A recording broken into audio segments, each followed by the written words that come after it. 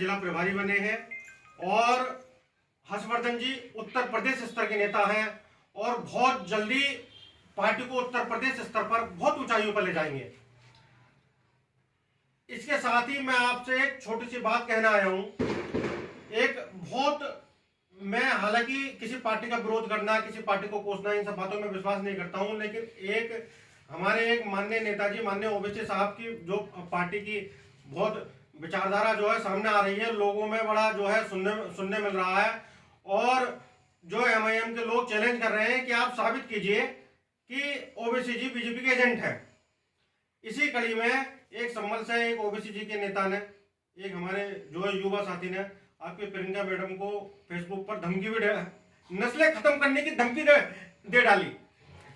तो फिर उन्होंने घर का एड्रेस पूछा, हमने घर का एड्रेस बताया, हमने इंतजार भी किया उनका, लेकिन शायद वो इतने जुबान के पाबंद नहीं आ पाए। तो मैं आपको बताना चाहता हूं कि एमआईएम को बीजेपी एजेंट क्यों कहा जाता है। देखिए, इसका एक किसने आपने कभी देखा बात करते हुए, आपने कोई मीटिंग की वीडियो बनाई, इस चीज से मतलब नहीं है। देखिए, किसका एक व्यवस्था समझी जाती है कि किसका कहां कौन किसे कैसे फायदा पहुंचा रहा है और किसके आगे बढ़ने से देश की जो हालत है, जो बीजेपी की मोनोपोली है, वो आगे बढ़ सकती है। देखिए, बीजेपी हमेशा से ये चाहती है कि हिंदू वोट एक तरफ हो और मुस्लिम वोट एक तरफ हो। हमेशा उसकी जो साजिश जो रही है वो यही रही है। जिस तरह कांग्रेस ने जो है हिंदू मुस्लिम के आधार पर देश को तोड़ा और देश का बंटवारा किया, हमारे भाइयों को हमसे जुदा किया, उसी तरह से ये बीजेपी हमारे हिंदू मुस्लिमों के बीच में जहर घोल रही है और उसमें ओबीसी जी उनका योगदान कर रहे हैं। जी, योगदान इसलिए कर रहे हैं कि भाई बीजेपी ये चाहती है कि मुस्लिम वोट एक तरफ, हिंदू वोट एक तरफ। तो वो ये महत्वाकांक्षा बीजेपी की ओवैसी जी पूरा कर रहे हैं। ओवैसी जी, आज मैं अकबरुद्दीन ओवैसी जी का एक जो है स्पीच देख रहा था, उन्होंने योगी जी को बड़ा विकट बंदर भी और ये भी और भगवा बंदर, नाचने वाला बंदर, ऐसे बातें कही।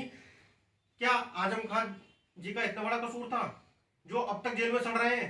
ये कोई जड़ी बूटी पी कर आए? अरे ये वकील है तो हम सब भी वकील है, आजम खान जी भी वकील है। तो ऐसा इन्होंने क्या ऐसा कौन सा अमृत पी लिया जो इनके खिलाफ कुछ नहीं होता, या आराम से कोई भी हेट स्पीच देते हैं, इनके खिलाफ कोई कार्रवाई नहीं होती? क्या ये बीजेपी कार्यकर्ता बीजेपी एजेंट होने के लिए काफी नहीं है?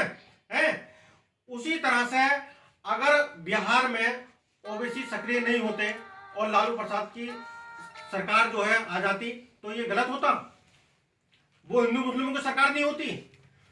ओबीसी जी ने वहां से 4-5 सीटें लाकर क्या दिखाया कि उन्होंने किस तरह से वहां बीजेपी ला दी और लाकर क्या किया, जगह जगह से अपनी 2-4-5 सीट लाकर किसी सरकार में शामिल हो गए, किसी सपा बसपा को या किसी पार्टी को सपोर्ट कर दिया है। क्या किया इन्होंने?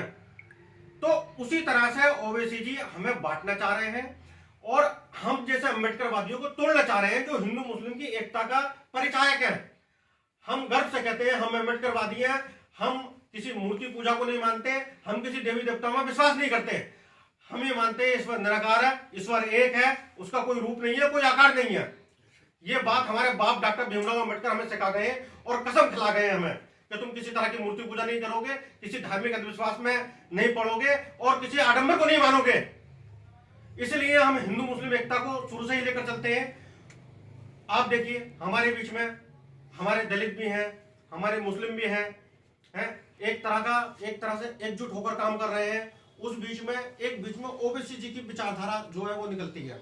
अभी चाहे पार्टी कैंडिडेट बहुजन आंदोलन पार्टी का हो, चाहे समाजवादी पार्टी का हो, जिधर लोग गिर जाए, जिधर मुस्लिम समाज गिर जाए, जिधर दलित समाज गिर जाए, लेकिन ओबीसी जी के लोग इतने कट्टर मिलेंगे कि उन्हें तो अपना वोट वहीं देना है, उन्हें तो बात नफरत की ही करनी है। तो आप ऐसी विचारधारा वालों को अपने समाज के बीच में पनपने देना चाहते हैं कि वो कट्टरपन की बातें करें, वो समाज में ऐसा जहर घोल दें? अगर आप ऐसी विचारधारा को सपोर्ट करते हैं तो आप ये देखिए कि आप सबसे पहले हमें खत्म कर रहे हैं, हमारी विचारधारा को खत्म कर रहे हैं, हमारी विचारधारा को खत्म कर रहे हैं कि हम हिंदू मुस्लिम को साथ लेकर चलें। क्योंकि